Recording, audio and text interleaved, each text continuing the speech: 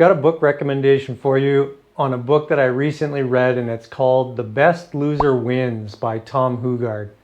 Now, this book is written by a day trader for traders. Now, I don't consider myself a trader. I'm trying to consider myself a trader. In fact, I wrote it down in my goals for this year to begin to speculate and trade with 10% of my liquid assets, but I have to inform you that I've failed so far in the first month or so of 2025.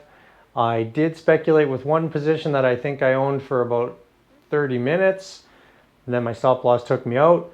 And then I did add one speculative position in the year so far. So I'm still trying to train my mind to be more of a trader, but I'm not sure it will be for me.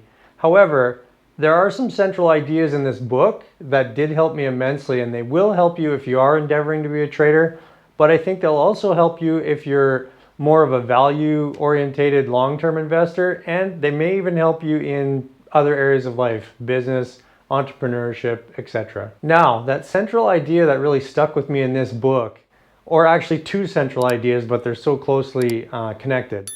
And the first idea is that when people are buying and trading stocks, they usually don't hold on to their winners long enough, is what he talks about in his book. So if you've got a thoroughbred, you just let them run. And a lot of people will talk themselves into reasons on why they should be selling those holdings. Oh, it's become too much of my portfolio, etc., etc. So he talks about some of the biggest gains he's ever made in trading is letting his winning bets run. Personally, I haven't had a challenge with that in my investing experience so far. That has been something that I've just intuitively, or whatever else, I've just been able to do. In 2016, I put almost all of my liquid assets in Visa and Apple. And as we record this, I held those shares for almost 9 years. And just recently, this last month, I made some changes there. If you want to see what I've done, you can watch that video here. The second central idea that he talks about in this book does hit a little bit closer to home for me.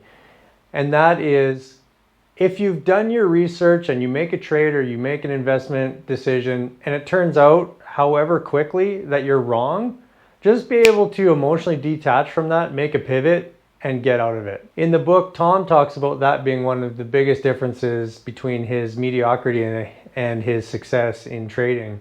And I would say for me, personal experience, that has been probably one of my biggest weaknesses. Now, it's been many, many years, but probably one of the things that I've lost the most money on in investing is getting emotionally attached to a position that I did a whole bunch of research on. And then even though it turned out and it was becoming painfully obvious that I was wrong, I held on to those shares for no logical reason, thinking, oh, they're going to come back. I have to be right. I did all these hours of research. And eventually those shares in several different companies, because I just picked the wrong industry or the industry turned or whatever, it didn't matter. Those shares basically all went to zero. And that was an unfortunate situation that led to about $40,000 of what they call permanent losses. And if this book recommendation can communicate that idea to you and help you do that one less times than I've done it, then that will be great and that will help you out. Because the cumulative long-term benefits of not losing capital permanently can make a huge difference in your net worth over time. So again, I can recommend this book, The Best Loser Wins by Tom Hougaard. I think that you can take some value out of this book, no matter if you're a trader, you're an investor, a business owner, an entrepreneur. I think you can find some value in this book.